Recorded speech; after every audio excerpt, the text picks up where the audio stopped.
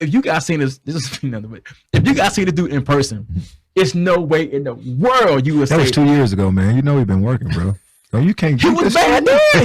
He was on the chain then. This dude bad, slew-footed, Jamar, loose-footed. This like what? E36 Unfiltered, aka the Unfiltered Room with Mr. E Gray. Introducing all the latest names and the latest news. Hottest take, he the new face, yeah the new sound, but keep it old school. Raw interviews from local athletes, even digging off and entertainment too. Own style, he got his own lane, it's unfiltered out, but keep it raw, man. New content to keep the people ready. E36, no Jerome Bait, it's real dialogue and real conversations. You keep it real, but we real. Mr. E Gray in the building. E36 Unfiltered.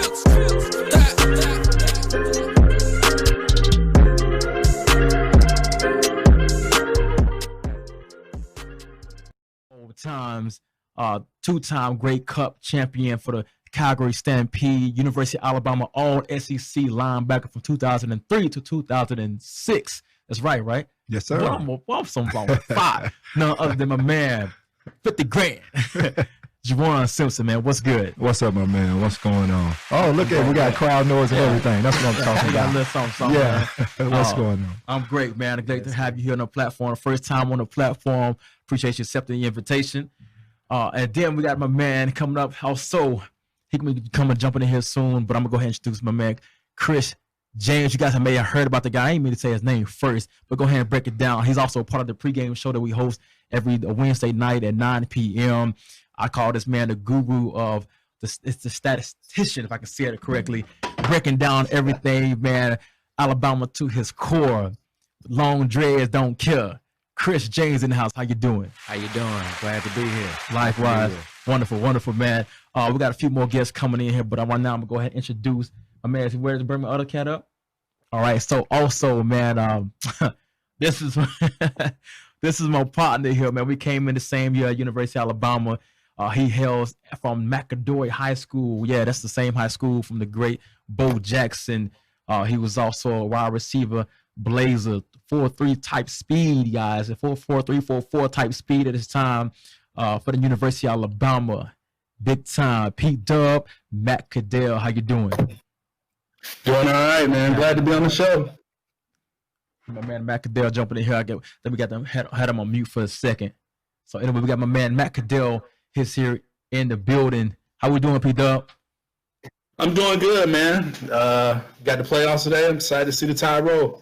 Absolutely, man. So we got to go in here. We're also gonna have another surprise guest that's gonna be jumping on a little shortly afterwards. So I just want to go ahead and make sure I make the introduction. Anyway, without further ado, man, make sure you guys go hit that like button, hit that share button again, hit that like button and that share button.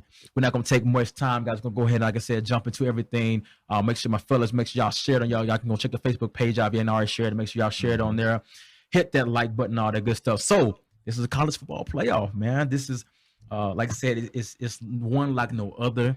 You're talking about where we done had people getting in there with, I think, 6 games qualifying for it, you know, but because of the pandemic that's been going on with COVID has really shooken things up this year. But we're not gonna belabor the time. We're gonna go ahead and jump into it.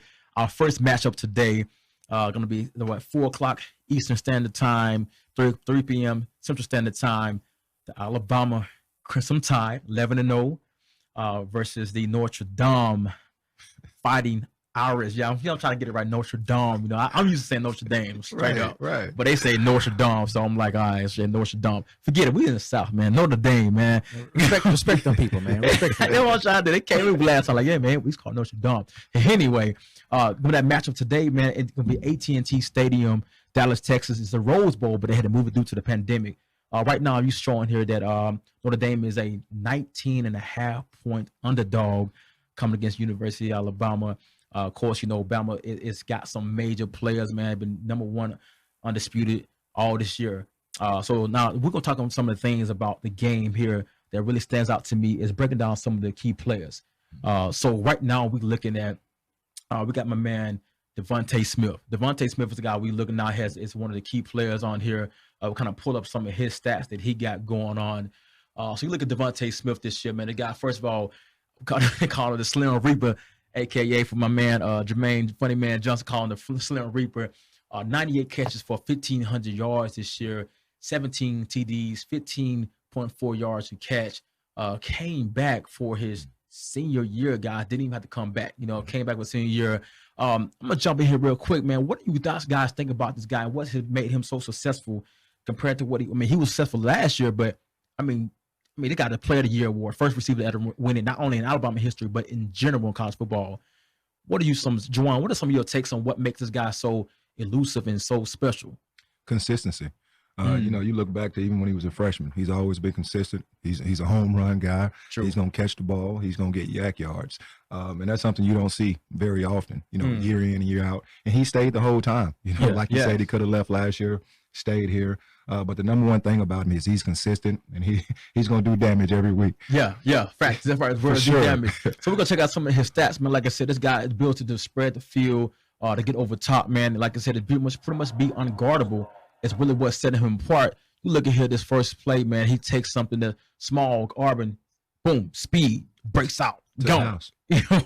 A home run hitter, man. How fast do y'all really think this guy is? You put him on the clock. Oh my goodness. I don't know. The clock lies. You played the game, man. You see people that get on the field, and that's entirely different speed because he doesn't look fast, but he's just he's leaving everybody, right? Yeah. So I'd be curious to see it. Foolishness like this. So they got this play here, man. Like this guy is over the top, catching the ball. I'm talking about reaching high and near, all over the top of everything. This is crazy. Matter of fact, speaking of receivers, Pete Dub, man, I forgot about you over here. What's Devonta, man? What's your take on him? You played the position at the University of Alabama. What is so special about him that you see as a receiver that just sets him apart? Just like Juwan said, the consistency, man. He's consistent, in his route running. He's very smooth out there. Looks like he's going half speed most of the time, but, he gets open. He's a really smart kid, got high football IQ, and I think he understands what the offense is trying to do through him, and he's just an exceptional player. Yes, I couldn't agree more, man. Like I said, it's amazing what he's able to do. So like we got him as one of the key players. We're looking at also another player that brings up the game. That can't do it alone. Getting the ball to him. That man, Mac Jones. Mac Jones, man, 6'3", 215 pounds, probably weighing a little bit more like 220, 225, I would say at this point. You talking about a guy who has changed. You talking about 1 year starter, really his first year starter. Even though he got 1 year starter, but he has been in the system since his first year. He's a senior this year, right. So he's been in the system for 4 years. 3,700 yards passing, 32 TDs, 4 interceptions. He's setting the world on fire out here. Now, of course, then position himself to be second in the highest, but potentially win it, depending on how the votes swing. What do you guys see? I'm sorry with Kris with his maturity that from last year to this year, I'm talking about making such a major step. Well, part of it is first you got to go back to him choosing to go to Alabama, knowing you have a Jalen Hurts ahead of you, knowing that you got a Tua in the same class as you. Mac Jones saw this opportunity not as, I may not get to play, but an opportunity to learn and grow, knowing that his time was going to come. And that's what we see here. What we see here is a guy who showed his ability, knew it was confident in what he could produce on the field, and just waited for his turn to come up. And we're reaping the benefits of that now. You're right. I couldn't agree more, man. That in itself, like I said, reaping the benefits of his leadership ability, and like I said, his attitude. You made a very valid point. This man's attitude coming in the game, just the fact of knowing, hey, shoot, I can't. I'm not sure. I want to come to Alabama. I'm gonna compete. I'm gonna do what I got to do. He had the confidence that he was gonna be in this position one day at some point in time, whether it was early or now. You know what I'm saying? Either way, it's like he definitely prepared for it at the most highest level that he can be. So now we got to talk about those players. Now we talking about my man, so Devonta Brown. We talked about Devonta. We talked about Matt Jones. Now you got to bring up the one and only, man, Najee Harris. Oh man, yeah, that's exactly. What this man have been able to do. Like I said, his numbers and when you see the rushing yards, is not monstrous. It's not something we have not seen before. Over 1,200 yards receiving here. Not receiving on the ground. And then he turned around with only 5.9 yards, pretty much 6 yards a carry, 24 TDs. To me, that highlight his ability to get into the end zone, man. that's what stood out between me in the tackles, outside of the tackles, and the way he's able to move lateral. His lateral movement is second to none. Yes. This guy, he doesn't. You think he'll give the leg, boom, pull it away. I mean, and at his size of what he's playing at, they got him listed 230. That I think that's the most accurate you can probably be. He may be a shad bit over that, you know. But I think his thing is a big thing for him is what he does inside. Out the backfield as a receiver.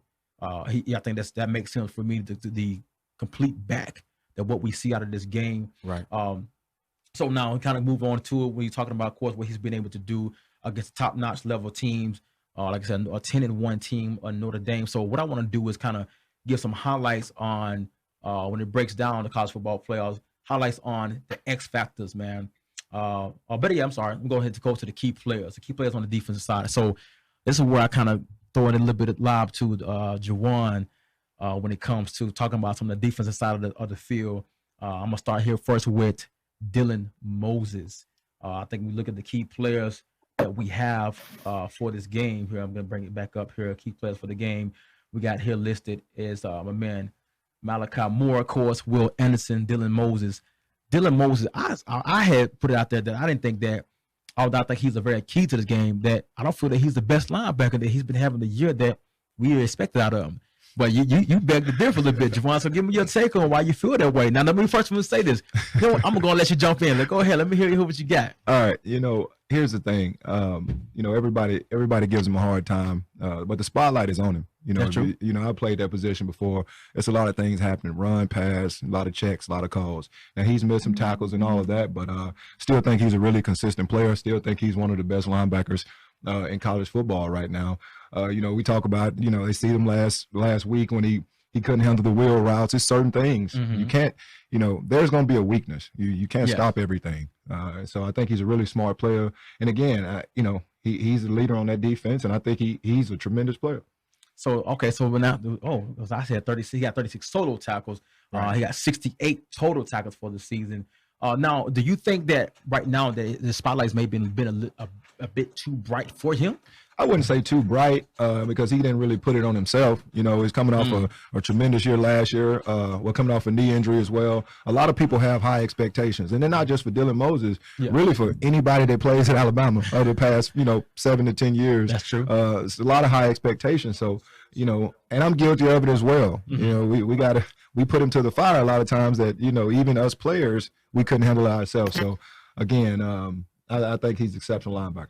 Okay, I hear that. Now, next we're going to is talk about Malachi Moore, Will Anderson. Let's jump on the straight Will Anderson, man. This guy has been, I haven't seen or remember a true freshman coming in anytime, especially at University of Alabama, and dominating what he's been dominating. By far, has been the most explosive jack linebacker / DN that we got out of the game.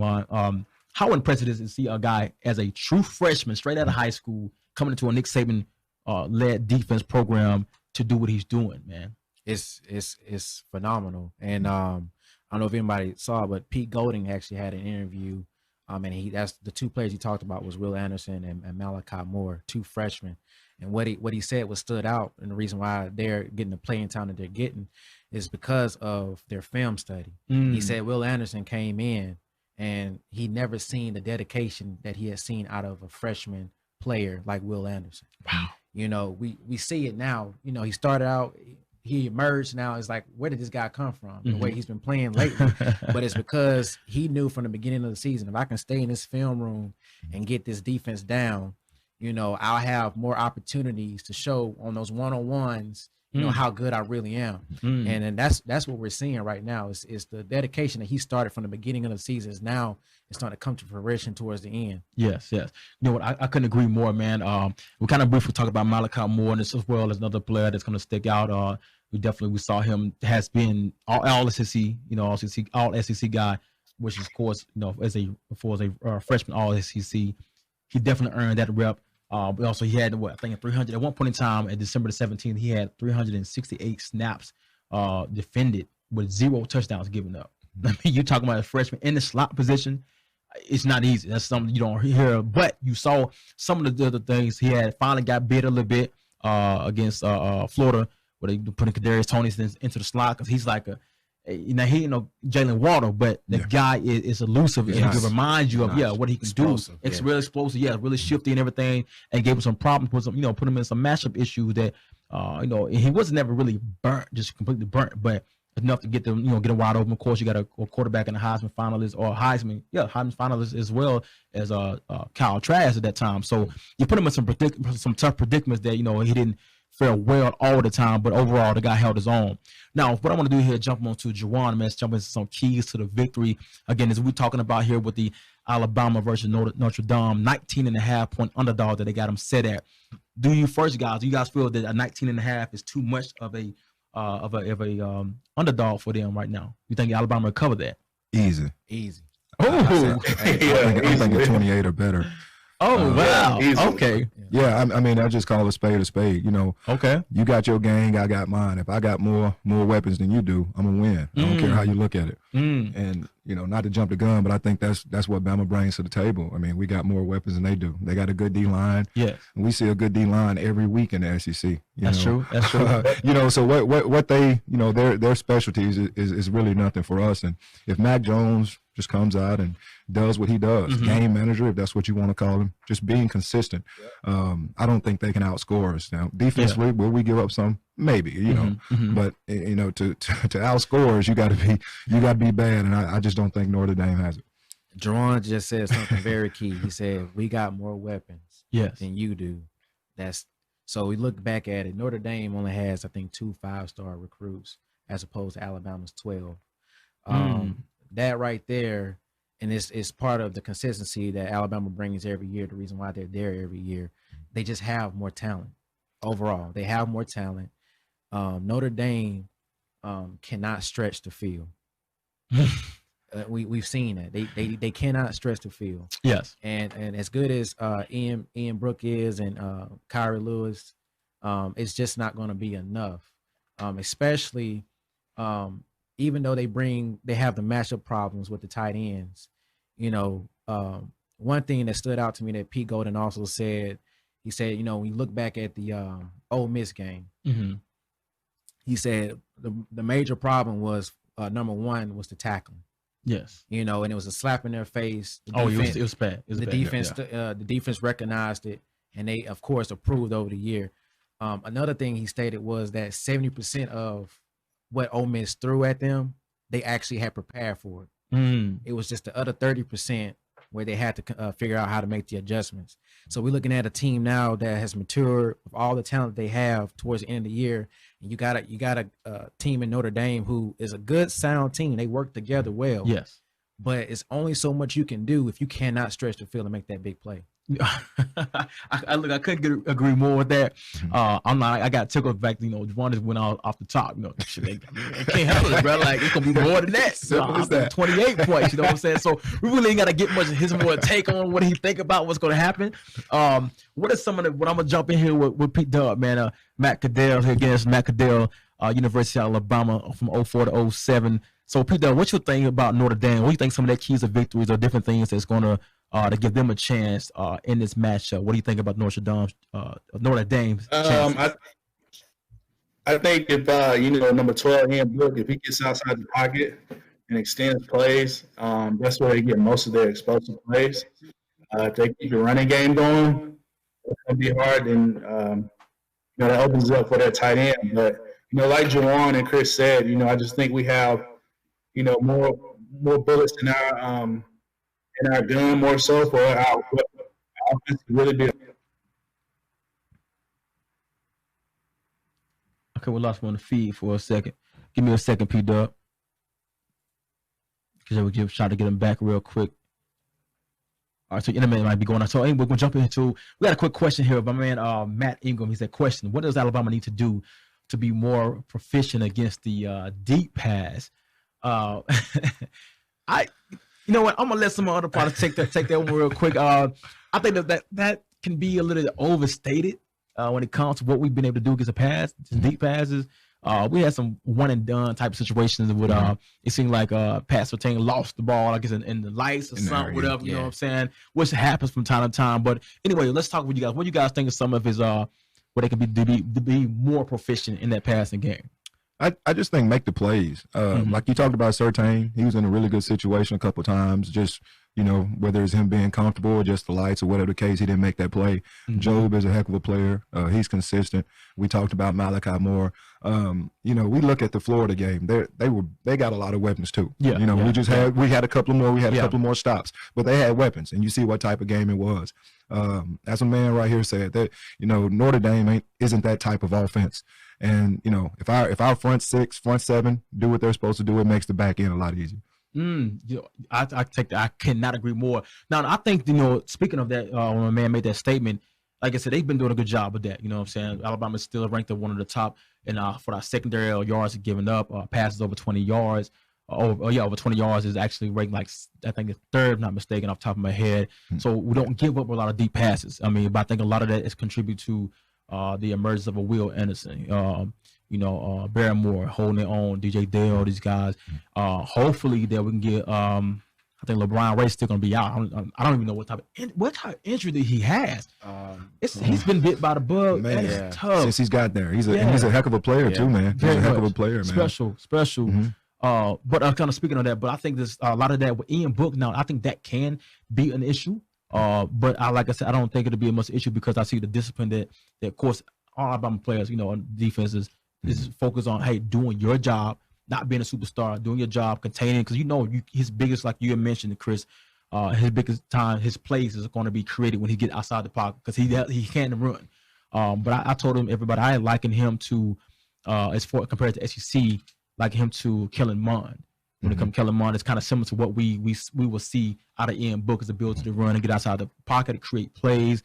But you know, and not to take down the thunder from a man from Matt Caddell.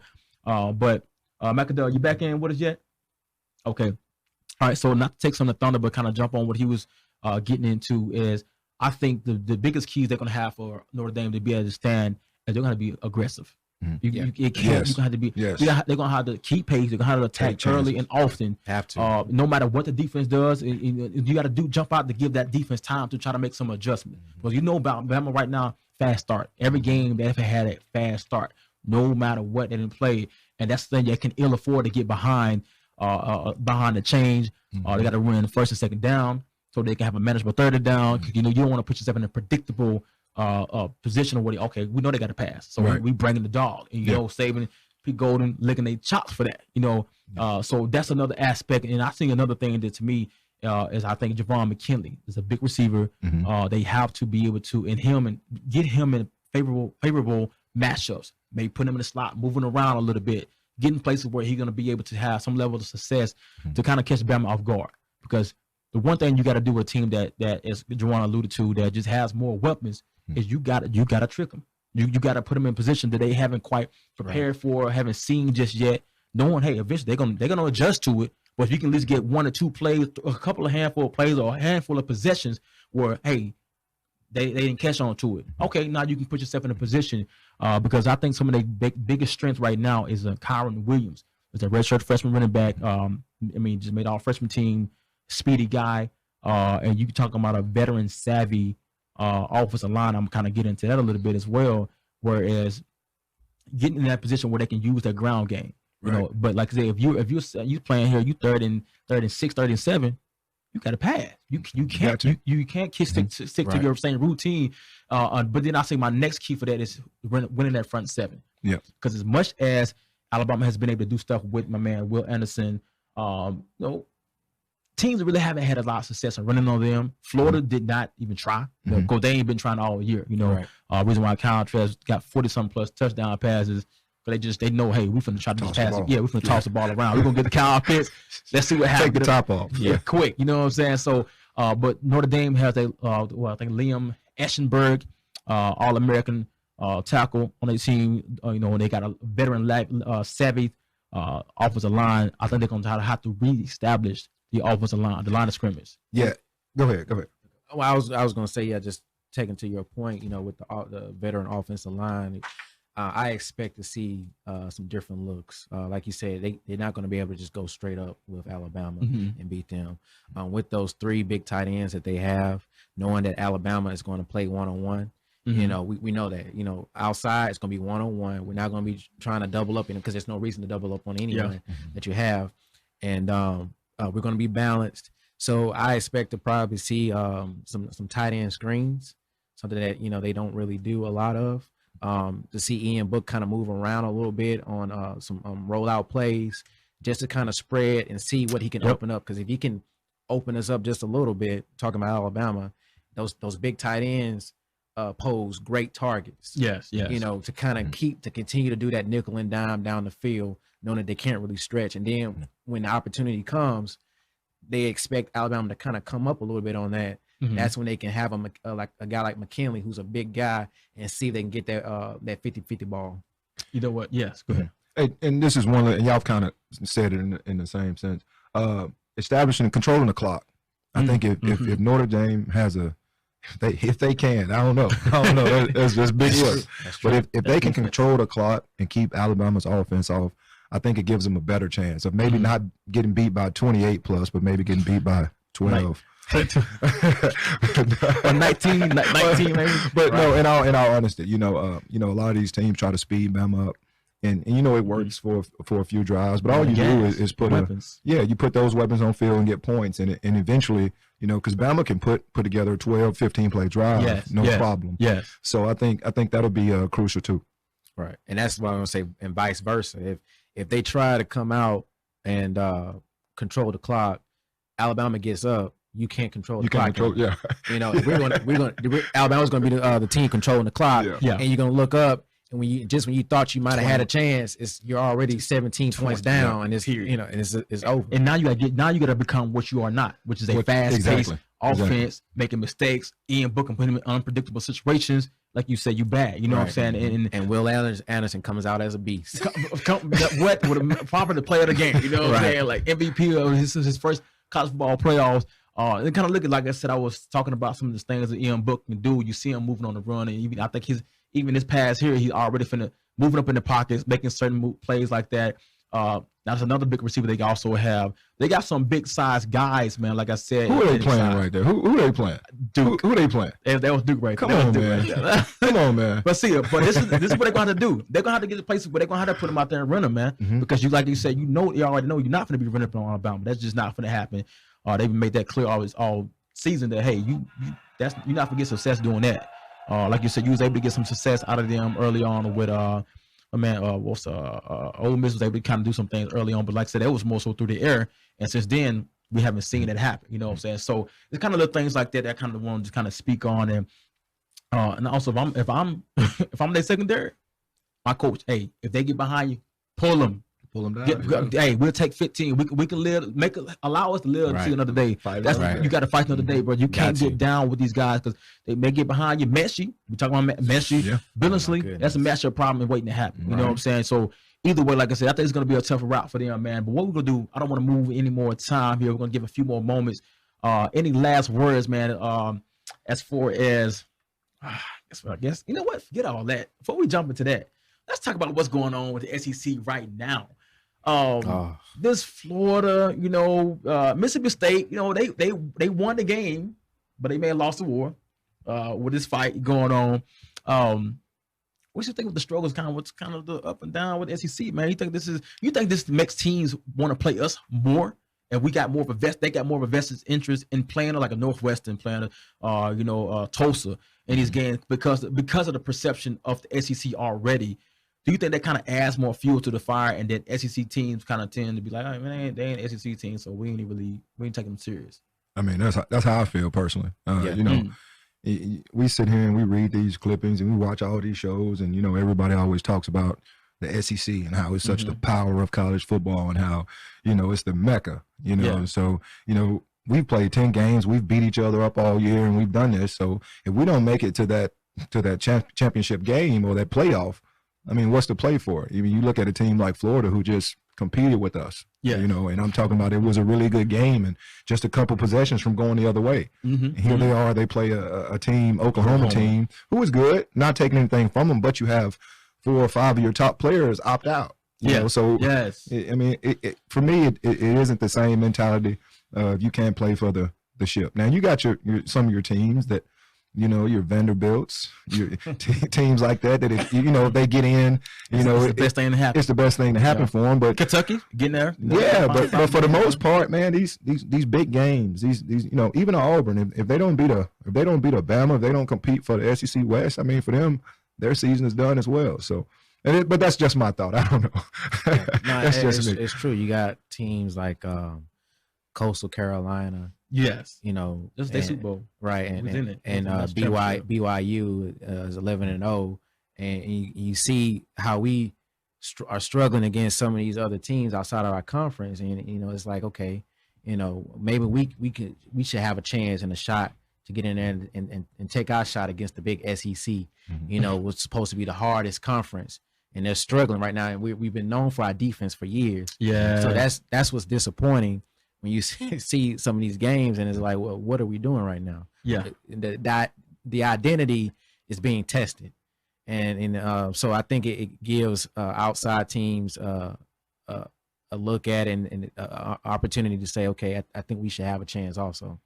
You know what? I'm going to go ahead, Juwan. No, go ahead. So my question is, what do you think is so different? Because we kind of talked about this off air, just in general with kids when it becomes, hey, if I'm a Power 5 school and I expect to go to compete for the national championship and get into the college football playoff, if I don't get there, I'm out. I'm gone. I ain't care about the bowl games. What do you think separates from when we played and everything, the younger days of our age, to these kids that make that such an issue now? I think kids are worried about their future.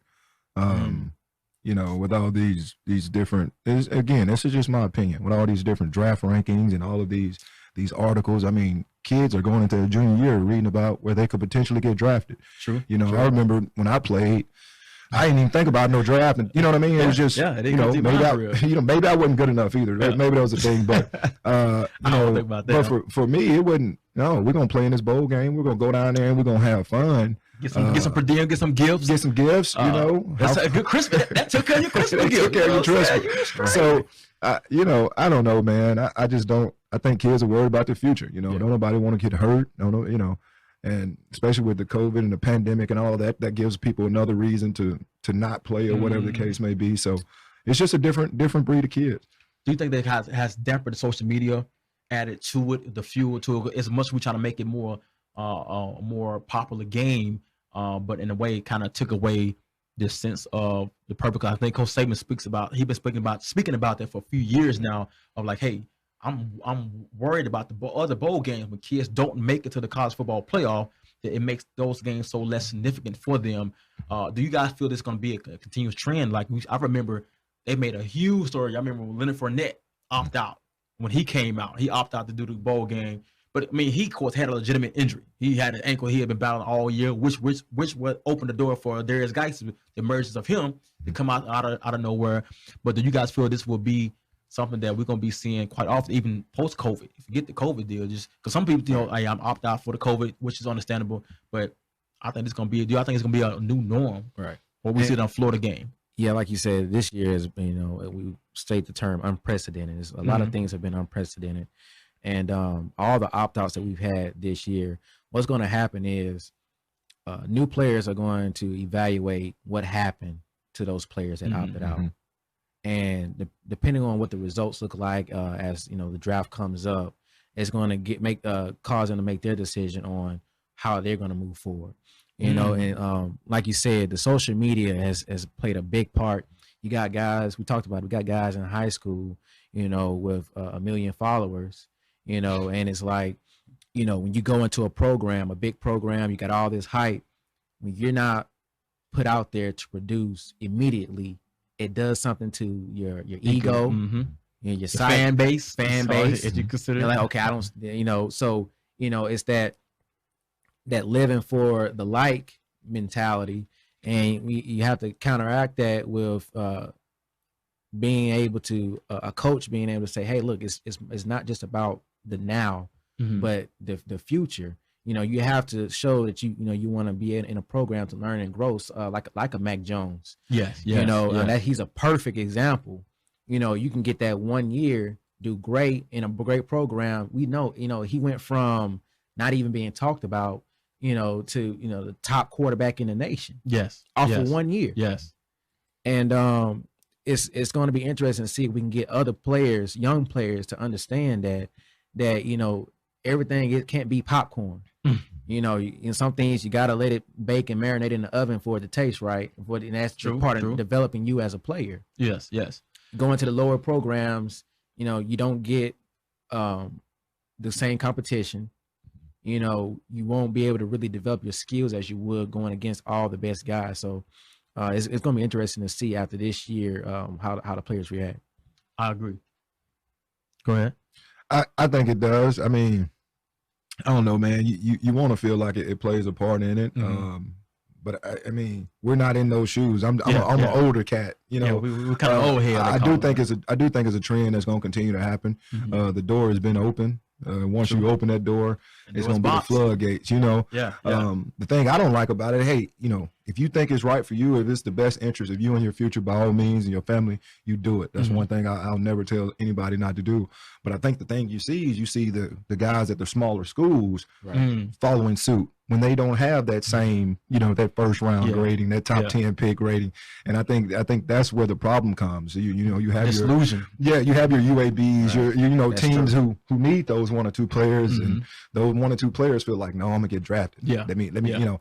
And I think that's where it ultimately hurts. But you know, look at Florida. I mean, oh my God, dismantled it. And embarrasses. And what, four guys? Come on, man. But they had a few more on the defense side, but that was the main guy. That whole wide receiver core was wiped out. You know, I don't think it stops. I mean, no. But them bowl games continue. Same with LSU. It's a money game. Yeah. You know, you got to choose. It's basically come down. Am I going to choose helping make them money? I'm going to secure to make my money. Because the bowl game's nothing but money for the bowl committee and stuff. That's all it is. To go back into the schools and stuff like that. So they want you to play. They want you to go. The schools want to get there because it's an incentive for the coaches to get also make it to a bowl game. You get extra incentives on your paycheck. The schools get some money for coming their paycheck. Exactly. Whoever representing it. So it's a money type of deal. That's a whole other topic right there. So it's hard.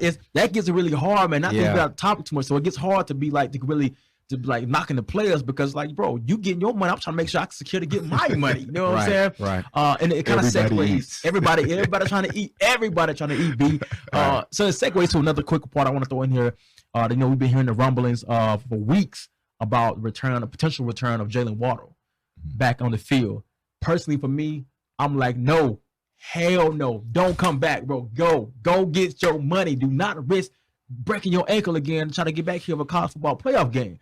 But you know, that fan side of me is like, oh, I would love to see it to make sure we can. Because I feel if we get him, ain't nobody. I don't care who we playing. Nobody knows gonna stop us. But the other part of me is like, as a former player myself, and just looking at the longevity, bro, you got to go secure that bag. You want to lose money because you can't certain money you can't get back when you have certain injuries at a certain position. They're gonna look at that. No, that's a high risk. Let me go ahead. We're gonna take him, but we're gonna start the first round, second, maybe even third. You know, you don't know what another injury can do for him, especially if it's a repeat injury. What do you guys take on if you was his parent or his advisor? What would be you guys thought about him trying to make this jump back into the game?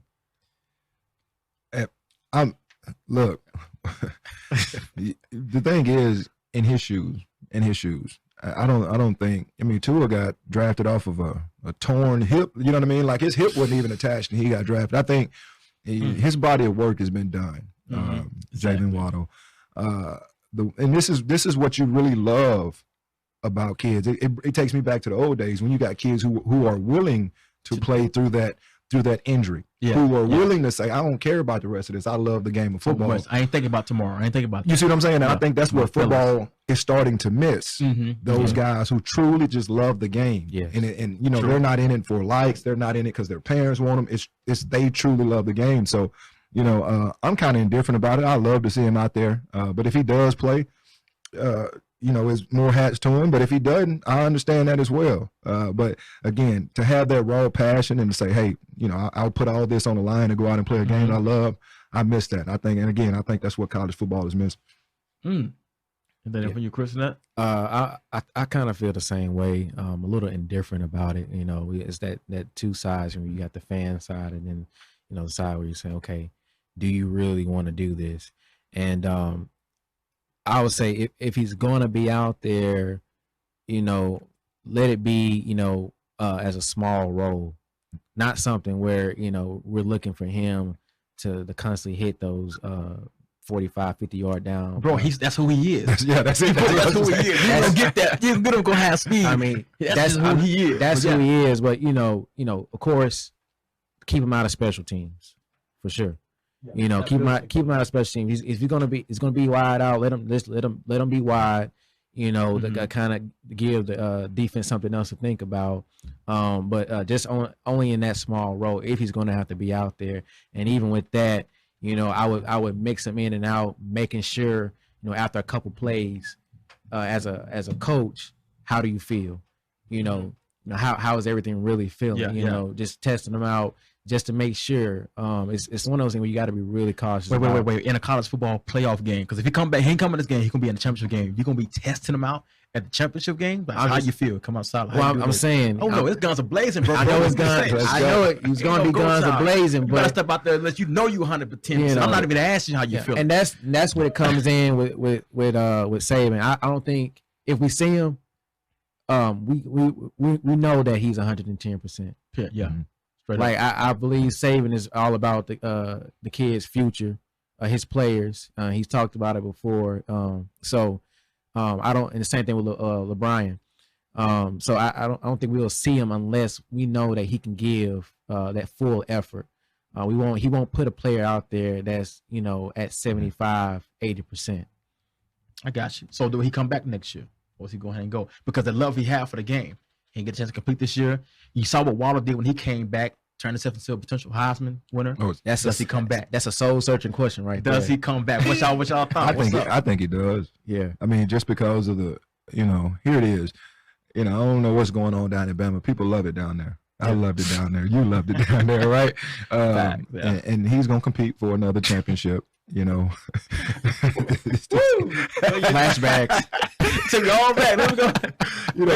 He's gonna compete for another championship. That's true. Before Mac Jones, before Devonta, who was everybody talking about? Jalen Waddle. I mean, you can say what you want to say. You can talk about all that Devonta did and all this, but the start of this season, before he got hurt, it was Jalen Waddle this, Jalen Waddle that. Yes. So, if he doesn't, and kind of indifferent, like you say, if he doesn't come back, that's fine. More power to him. But if he does, he wants his title. You're right. You're right about that. And again, this is gonna be the last thing I'm gonna jump off of this. He reminded me, and when I saw the injury and how impactful he was as an undersized receiver, tell me he didn't remind of Tyrone Proto, how the season he was having before he went down, just like that. It was pretty much identical. Yeah. Pro was balling. Pro was Florida. Oh my gosh, he was going stupid. Yeah. Now his injury was a lot worse than Waddle. Thank God Waddle was not nowhere near that type of injury. And I think of course the difference is they had so many more weapons. They was able to kind of still keep on moving. Yeah. When it did, it changed. It changed the trajectory of our offense completely. 100%. It put so much more pressure on the defense, and that's what I was looking at. I'm like, oh crap, how this gonna really? Because I knew Devonta was who he was, but Jalen was doing so much. It's so many different punt return, kickoff return, everything. Like, yo, that's a whole nother flare that you lose, because we had a DJ Hall that still was balling out when we was there after Tyrone went down. Right. But that dynamic dude you can't account for. You put him in a 5-yard route, hits route or something, and he may go 80 in a given time. That's what he was. But anyway, shout out to him, man. Jalen, I hope he comes back. I hope he's healthy. I ain't gonna say come back. I don't want to see the cat again. I would love to see him again, but I want to see him healthy either way. So let's move on to the next one, man. We got another coming up, another great matchup.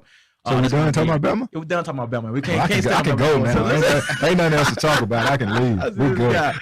We can't stay at the whole time. So we was hoping to get my man in here. Let me see. Okay, my man, Rich, you're going to go jumping in here just a second here. This is 2:24. So anyway, we're going to keep it moving. We got the next matchup. It's going to be Clemson Tigers. They're going to be that 7:00 game against against the Ohio State Buckeyes.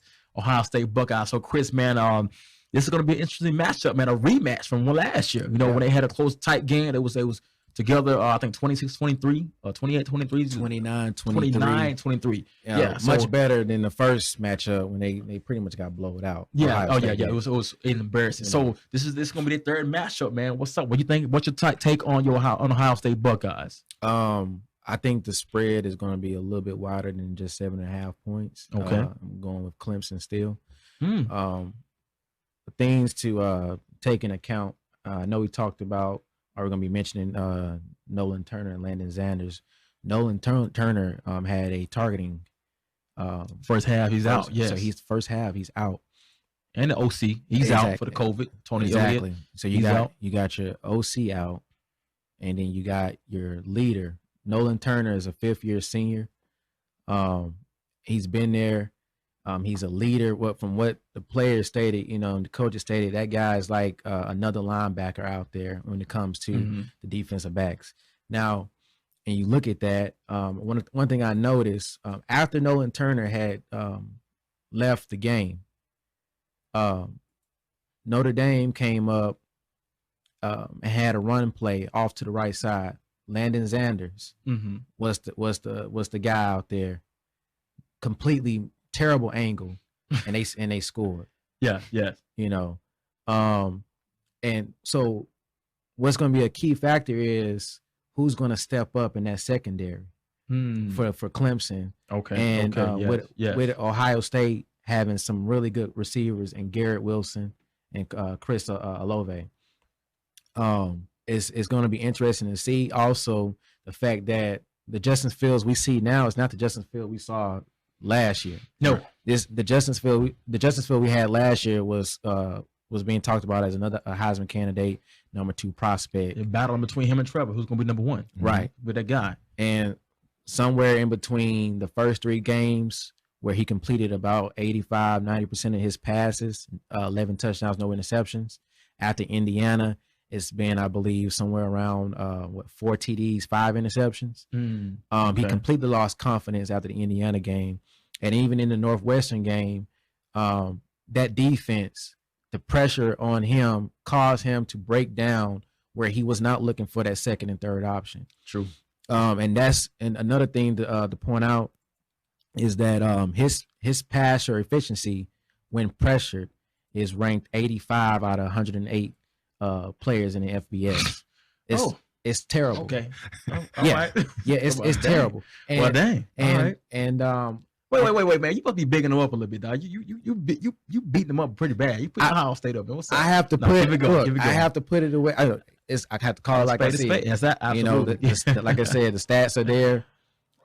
It doesn't look good. What is another thing to point out though is these guys have been to the playoffs multiple times, and what surprised me is when Justin Fields couldn't do it, they decided to punch back at that run game. And Trey Sermon he preached. Had a career day.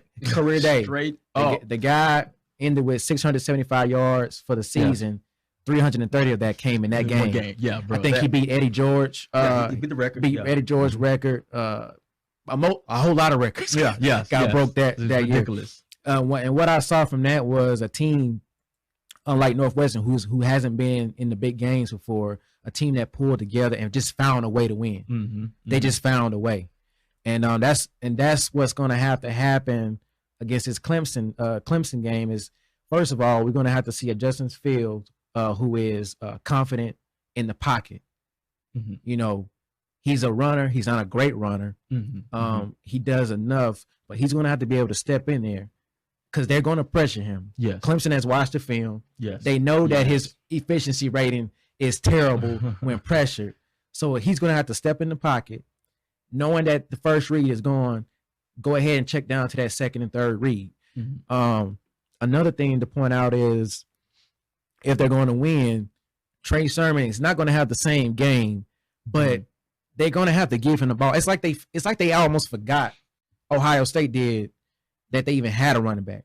And they kept passing the ball and it was not working. They kept trying to force Justin Fields into a rhythm that he just wasn't. It didn't exist. Yes. And I'm looking like, okay, how many times are you gonna keep trying to throw the ball? He can't even throw an out route right now.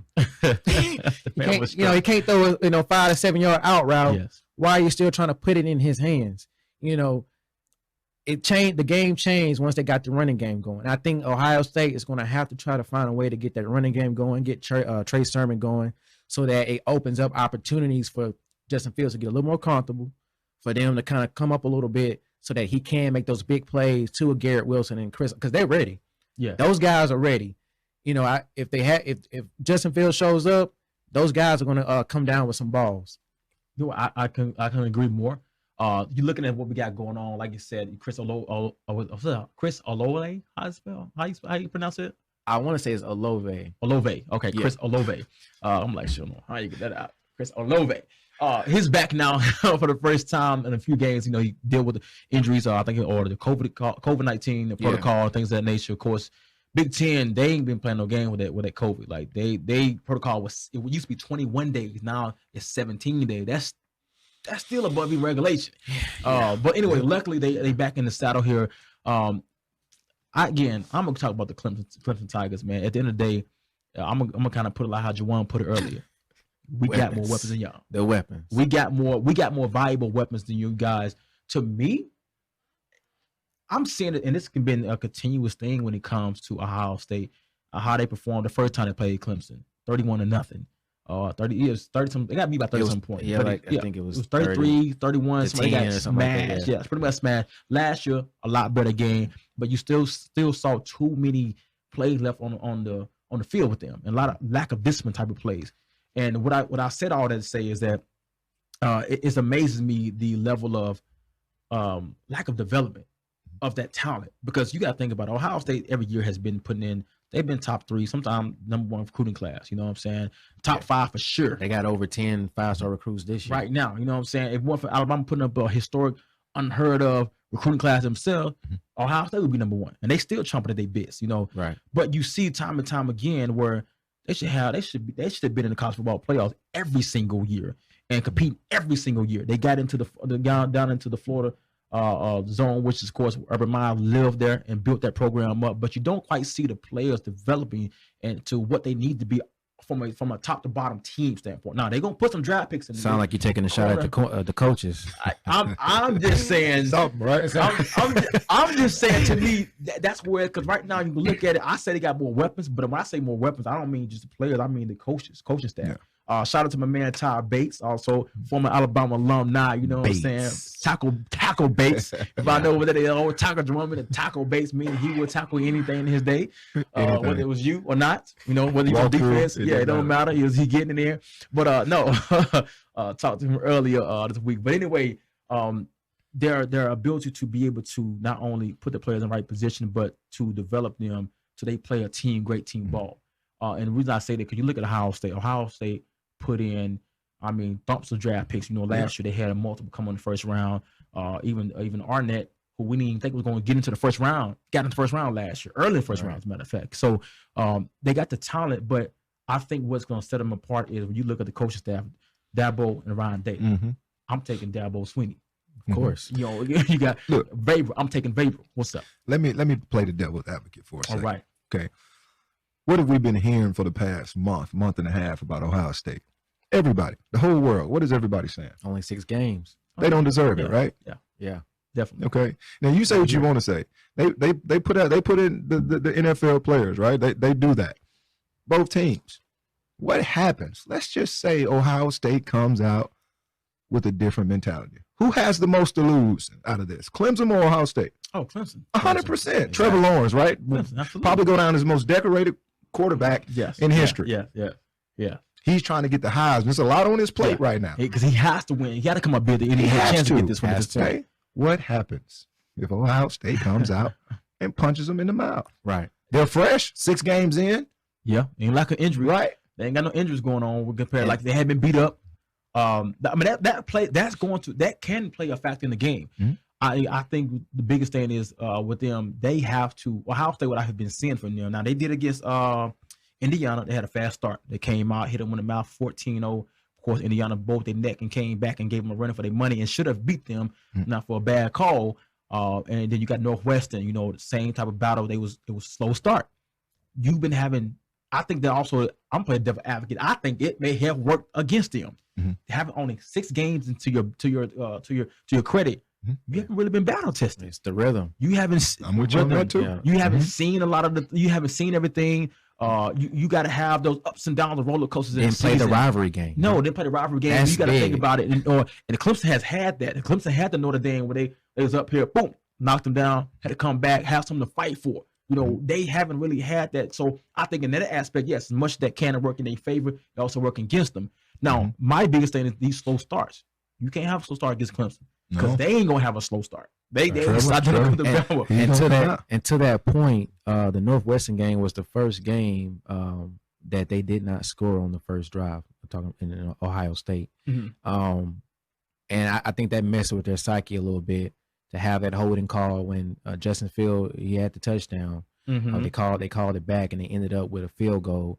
And if you look at that first drive, I say, okay, I think this is the Justin Field that we saw, that we saw last year in the beginning of the year. But after that, something changed. When they didn't get the first points on the board, and then Northwestern came back, nickeled and dimed them, spread it around, and got that first touchdown. All of a sudden, it was like, what's going on? Northwestern is the number 1 defense in the Big Ten. Maybe we can't just do what we want to do. Yeah, right. So that first drive is going to be key, especially like I said with Nolan Turner being out. That's going to really mess with their confidence if they can't score on that first drive. In the first, with him being out, knowing that he's coming back, it's going to mess with Justin Fields because they know this. I'm pretty sure that they are planning to play around whoever is going to be stepping up. I think is Charleston. Was it Venables? His son is also a freshman who's playing too. And they got some guys who are going to be fresh without the experience that they can probably target and get some key matchups. With that being said, also Clemson, although they have a great passing attack, Trevor Lawrence has not actually been that great on the deep ball. Yes.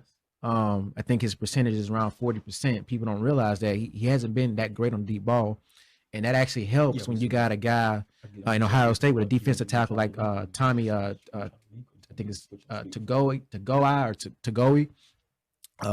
Excuse me, Tommy, if you ever hear this podcast and I'm saying your name wrong. But the guy, he pushed pressure in the backfield. He had 8 solo tackles, 3 sacks, and a pass deflection. So much better. His stats have gotten better over the years. So that's one guy we can say that has gotten better for Ohio State. And then also they know how to pressure the QB. They have the top 3 guys for as pressure efficiency on the team. So I look for them to try to get pressure on Clemson, to try to put the ball back in Ohio State hands. That's what they're going to have to do. They're going to have to try to get the ball back in his hands and capitalize on the fact that they're down an OC and they're down a main player in the secondary. I'm glad you spoke on that. Go ahead, Juwan.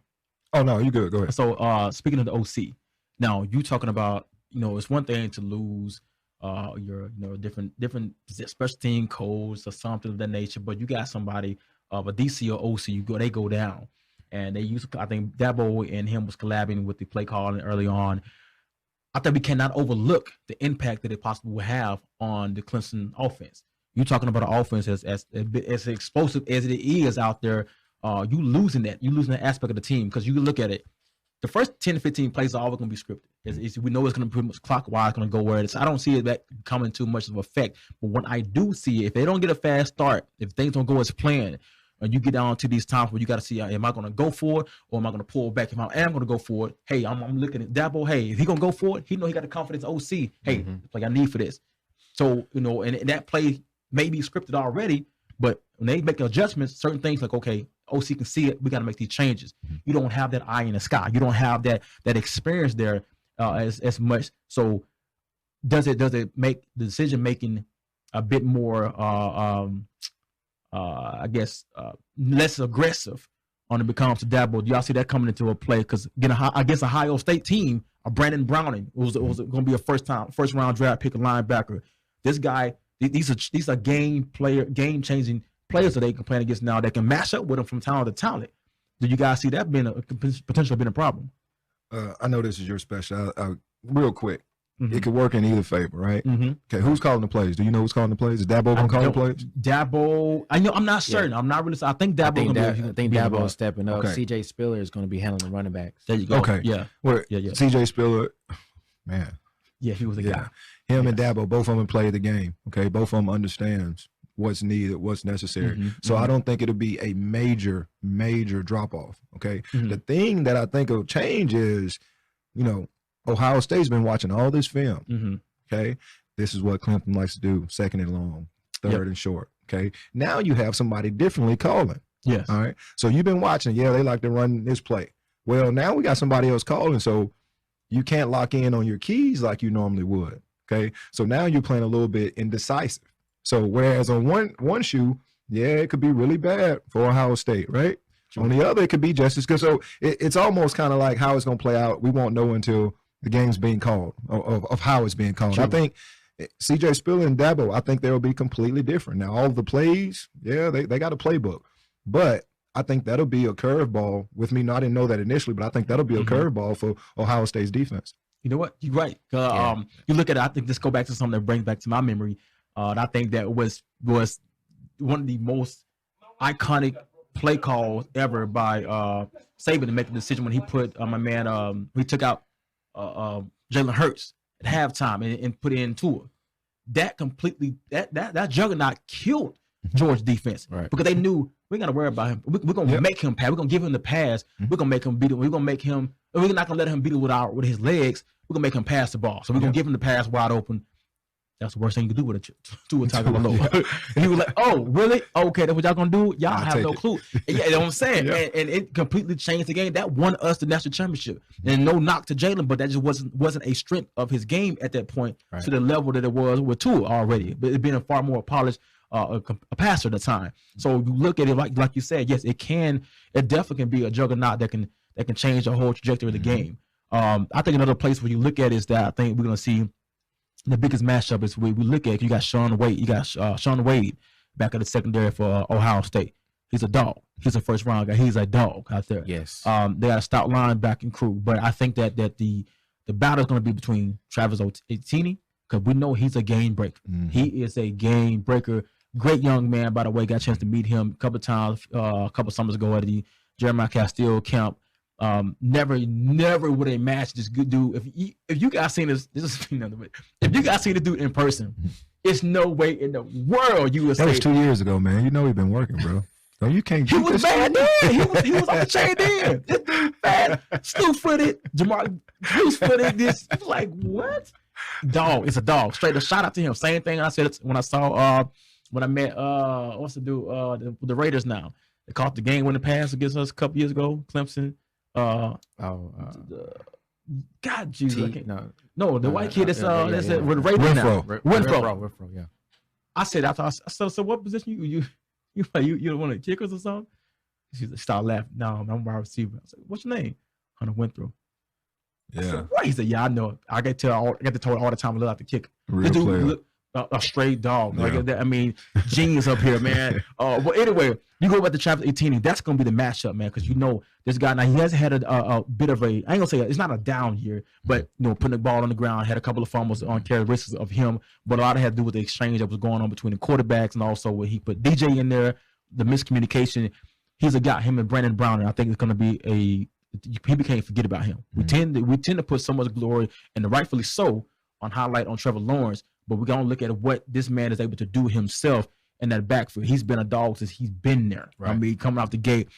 So, this is ridiculous, man. So I think, again, at the end of the day, I don't see Ohio State being to make much of a difference regardless, just because, like I said, I just don't really feel that Ohio State has been battle-tested enough. And of course, let's look at it, man. It'd be real. People want to see Alabama and Clemson. They don't want to see Notre Dame and Ohio State. I'm tired of it, actually. Man, get out of here, bro. You ain't tired. We ain't tired of it because the last time we ain't get the upper hand. So we can be tired of it next year. So once we win that joint. Clock is right twice a day. Golly. Look at this. Barry White on the mic over here, y'all. This is twice a day, man. You ain't over here getting it, man. But anyway, guys, that's what it is to close us down, man. We'll just go the segment down. What we're going to do is give our score predictions. So I want us to do this real quick. Let me check it in and check with everybody. Make sure you guys join here. Make sure you hit the like button, hit that share button again, hit the like button, hit that share button. This is the E36 College Football Playoff breakdown here, man. So make sure you guys follow us on all the social media outlets and all that great stuff. Podcasts, Google Podcasts, Apple Podcasts, Spotify. You can check all this on there, man. So anyway, let's go ahead and move on. My man hit me up. Move on to, we got the wild breakdown. We got somebody breaking down on here. Let's go talk about our score predictions. So we're going to start here.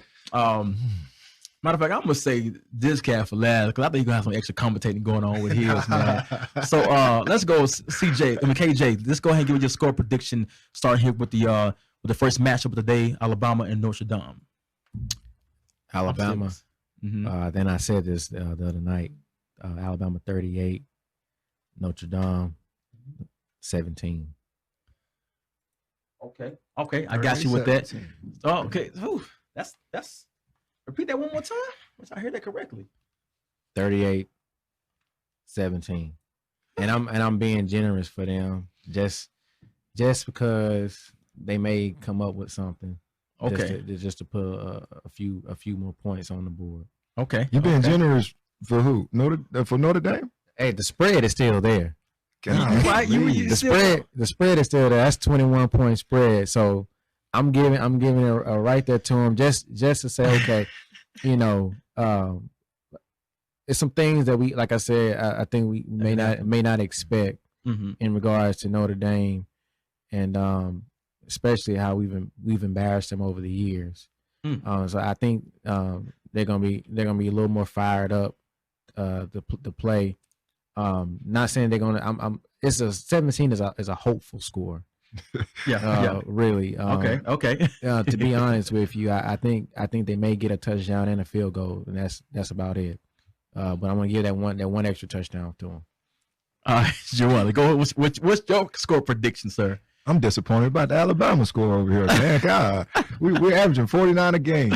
Really? Facts. Well, that's because we're gonna control the clock now. Oh, that's what it is. Yeah, I let the guns go off right now. Saying okay, we won the game.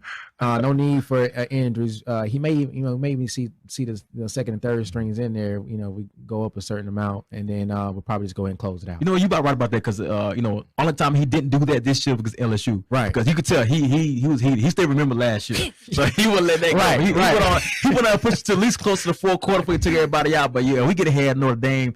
We ain't tripping. Like, let's go. We got another game to play. But yeah, go ahead. 49-13.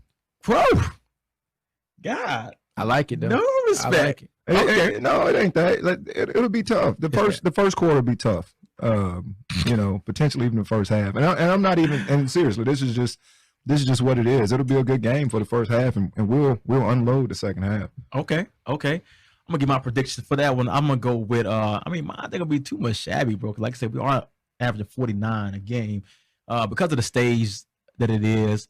The magnitude of the game, and just they got more fight than I think they had back in 2013 when we mollywopped them, plus they ain't got the linebacker one ahead of the fake girlfriend. But anyway, they live more. They live more focused than they was back then. Less distractions.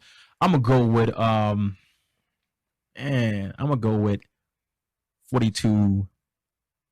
I can't see him scoring that many points. 38 to 21. I ain't coming back. I ain't coming back. Hey, I said 17. Just give me that. Don't invite me back. If this is the kind of treatment we're going to get, I got this because we're going to give up some plays at the end when they let everybody out. So they're going to go from being 14. They're going to give up at least That's the touchdown I said that touchdown is going to be because the third string is going to be in there. You're right. So that's what I'm doing. If I'm giving, I said, so you said it's 14, but I'm like, you know what? They're going to get that last garbage one. Because they're going to go off on them, what I'm saying, all that a little bit. But you got to give them at least a 7 point that they just didn't even really earn. They just let them have it. So I'm doing that. All right, so let's move on. What we got here for the Clemson, Ohio State? What you guys, KJ? 31-20. Ohio. Okay. I can respect that. Not 31-20 Clemson. Sorry, I said that wrong. 31-20. Yeah, I can respect that, yes. 31-20 Clemson. It's going to be and I'm this is me saying that we're going to see the Justin Field that we're supposed to see, but at the same time, like we discussed it before, it's the weapons. And it's the fact that Clemson has a lot of guys who've been on the stage and won. Okay. From the quarterback to the running back to linebackers on they got guys who've been here, been to this stage and won. Yes. Ohio State, a lot of great talent, but we talked about this too. Is a few things is discipline. That team lacks a lot of discipline. We talked about it as far as reading the keys, losing contain on. It's a lot of things that's been happening wrong for them. Even though they are overall a great team, and I think what's going to happen is we're going to see a couple big plays because it's just going to happen. You got Justin Fields running around. I think they're going to put up a few points, but in the end, it's going to be 31-20, and that's going to be Clemson closing out the game, and Ohio State just if they find a rhythm, it's just going to be too late. Okay, what we got? Here you go again, man. What's up? What we got? 27-24. Ohio State with a game-winning field goal. Oh, stop! Okay. Y'all are ridiculous, man. Y'all are ridiculous. Replay.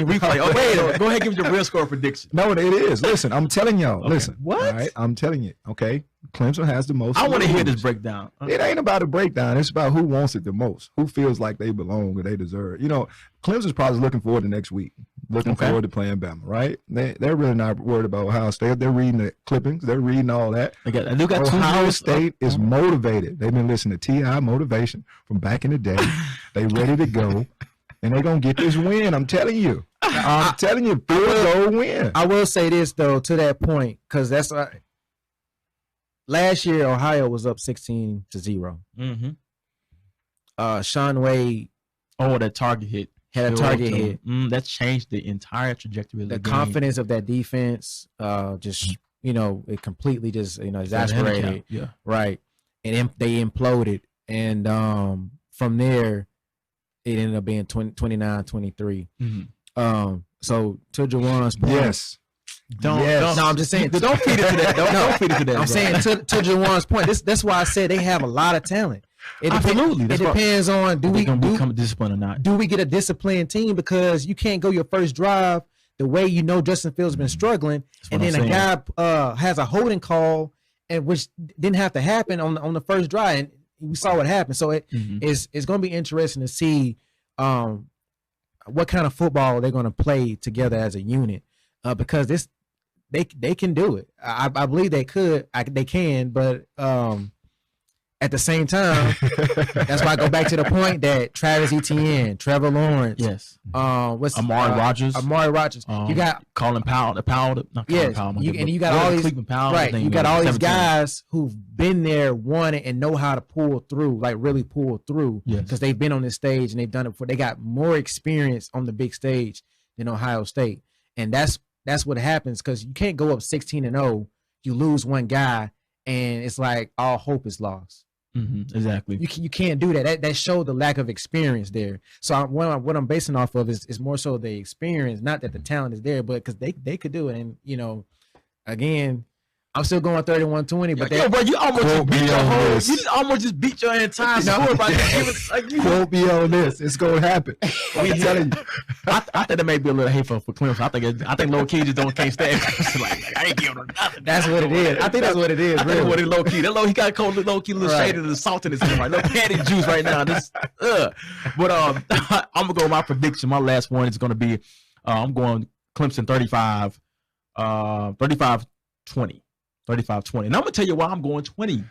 Because once again, like I said earlier, I'm staying my path.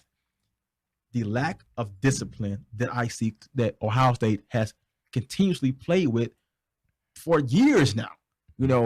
Of having the talent, but and having the draft picks and balling in the league, but still they just make weird, just uncharacteristic type of plays, and that's gonna come back and bite them in their butt. At some point in time, it's going to kill them. You know what I'm saying? I don't know when. I think it's coming up soon. And this type of game, I don't see they're going to be able to overcome that. So they're going to get some type of penalty that's they may be on a touchdown. They may celebrate too much. So somebody do something unsportsmanlike conduct. And now they got get pushed back, get kicked out of field position, boom, missed the extra point. They can be something just that silly and simple. So like I said, at the end of the day, I'm going 35-20 Clemson Tigers. Like I said, they experience. I think they've been there before. They know what it takes.